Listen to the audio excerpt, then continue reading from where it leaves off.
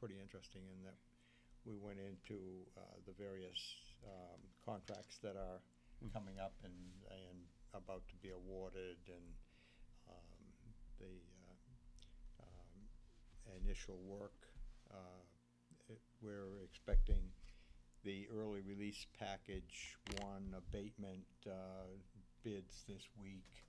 We're going to award the electrical contract this week for the early release. That's not the whole. Is that the modulars, or is that more to that? It's basically associated with the modulars, but there's other electrical work that's going to be going on. They're going to put in temporary fencing this week and establish a summer parking. They've already started the tree clearing, as you can see from arrival today. There's some utility relocation that's due to take place. We're not sure exactly when that is because that's being done by Reading Municipal Light, and Verizon, and Comcast.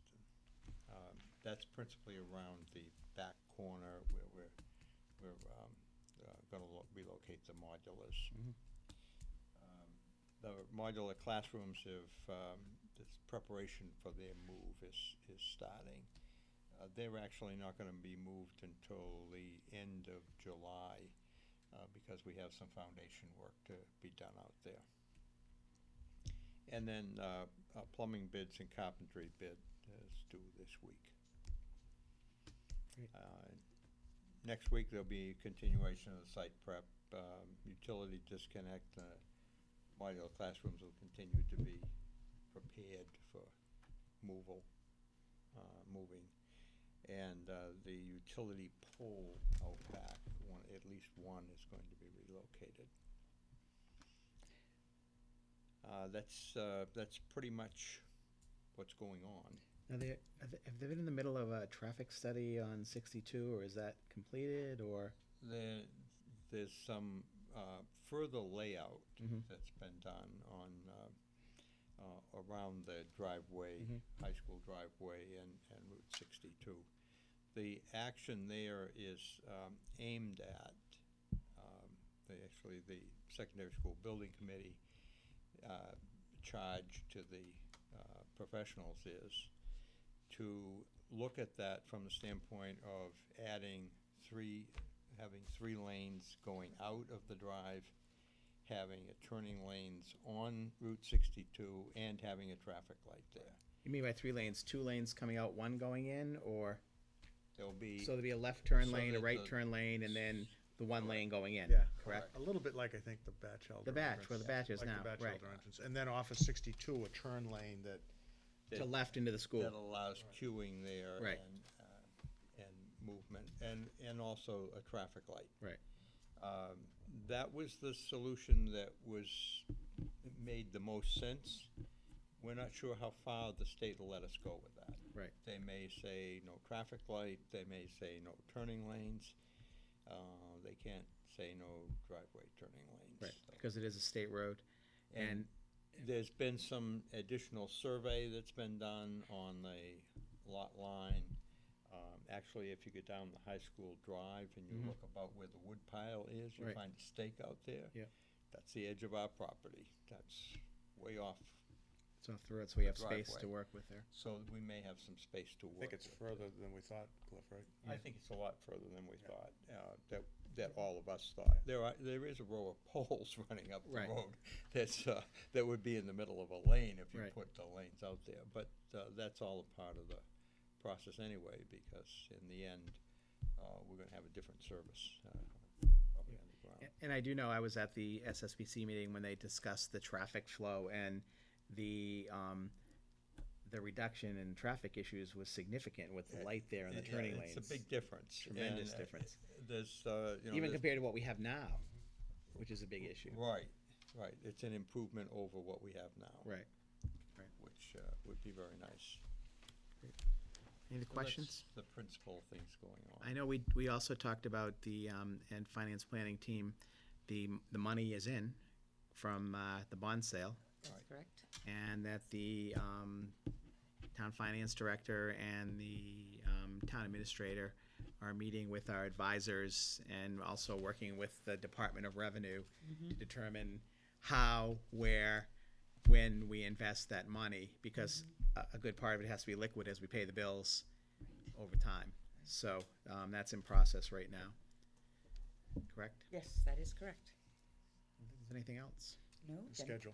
The next meeting of the SSBC is scheduled for tomorrow evening at 6:30 PM in the high school modular cafeteria. And in addition, there will be another SSBC meeting this week on Thursday, June 28th at 6:30 PM to address concerns regarding the tennis courts. And so I know that Mr. Bernard will be there, our athletic director, as well as our middle school principal, Kathy O'Connell. I actually did. I actually had one other issue, and I raised it in the finance planning team meeting last Friday. We probably can't do it yet, and I spoke to Mr. Bowers and Mrs. Willis about this briefly. At some point, I'd like to get an idea of what kind of potential operating costs we might be facing as a result of the new school, and then what kind of savings we might be facing as a result of the new school.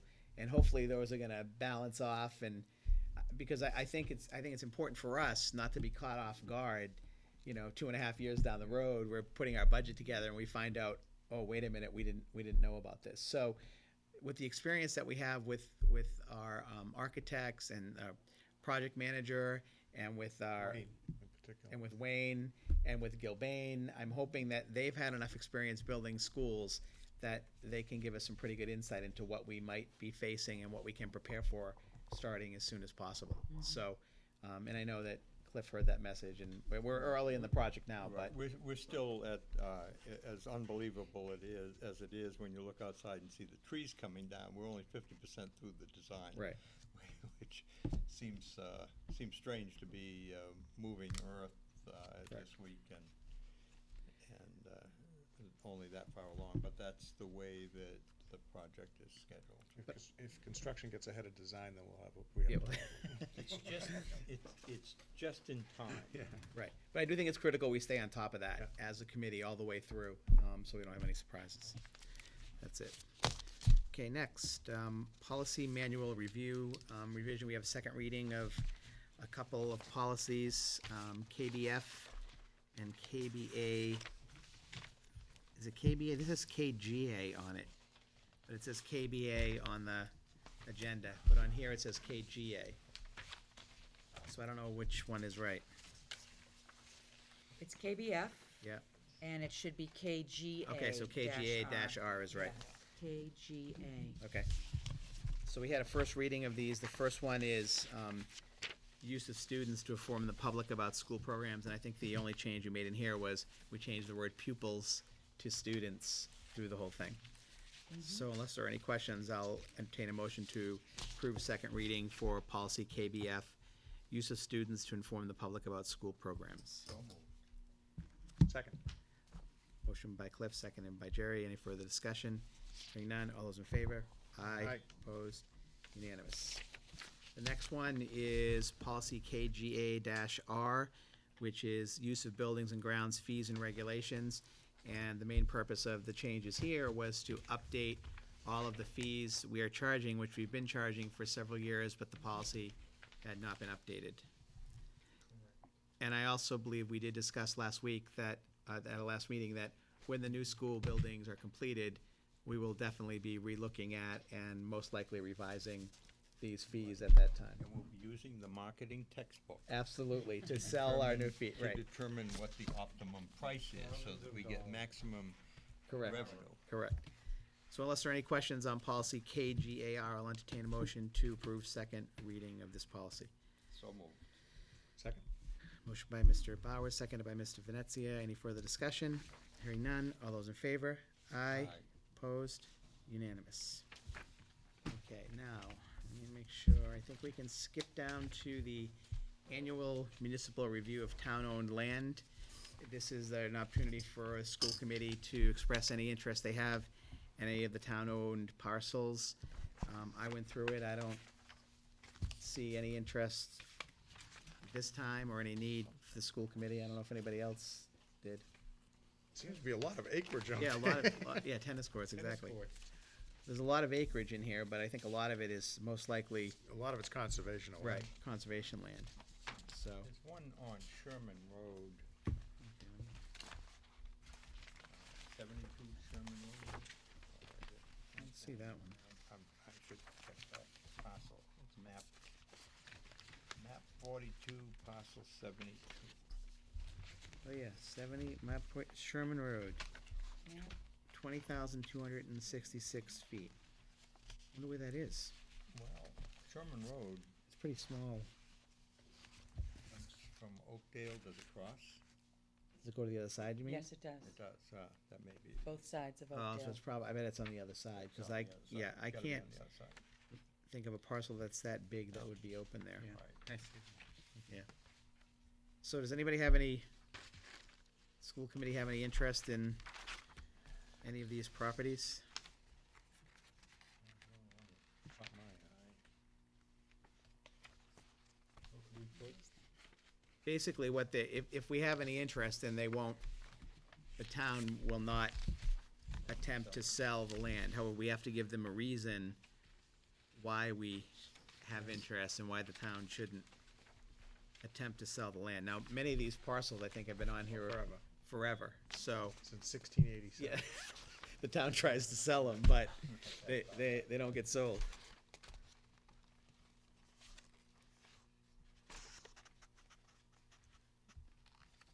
Missed it since 87, I guess. Right. Continue to miss it. Do we have to make a motion on this, or only if we, I don't think we do. Do we need a motion? I thought we used to take a vote, I think. I not think to- you did. thought we Just to did. vote that we don't have any interest in Yeah. any of the parcels? Yeah. And then I send a memo to the Okay. town administrator. Just verifies that we did it. Okay. I move to advise the town administrator that we have no interest in the annual town and land parcels. I'll second that. All right, motion by Mr. Bauer, seconded by Mr. Venezia. Any further discussion? Hearing none, all those in favor? Aye. Aye. Opposed? Unanimous. Okay, next, superintendent's contract. It's actually superintendent's compensation for the coming fiscal year, beginning July 1st. And during that, we'll discuss the contract. I met with Kathleen last week to discuss her compensation and her contract. And then the school committee tonight in executive session discussed the same thing.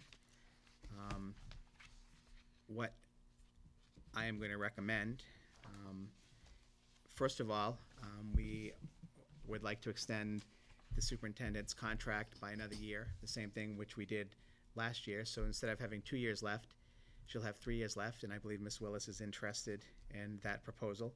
So this contract would now run until June 30th, 2015, correct? Okay. As far as compensation, and I have the notes here, we would offer a 2% cost of living raise. We'd also offer the superintendent the opportunity to buy back up to 5 vacation days on an annual basis. And then finally, there'd be a, as with all of the administrators in the school department, there is a clause for special projects where the superintendent, in the case of the administrators, but in this case, the school committee, has the opportunity to determine whether or not additional compensation should be made, essentially a bonus payment for any additional projects that the superintendent has worked on that year. And we would put that in where we would take a vote before the end of this fiscal year on that, and that amount would be not to exceed $3,000 for that compensation. Did I miss anything else? I don't think so. So, first of all, you definitely want to stay here an extra year, right? I definitely would like to stay here, yes. Okay. Thank you very much. One thing I'd point out is that the COLA it's a 1-year Correct. COLA. Correct. This is 1 year. Compensation with the superintendent is renegotiated on an annual basis. I think, as related to the superintendent's evaluation, which I believe we went over at our last meeting, I think we're getting a good deal with the current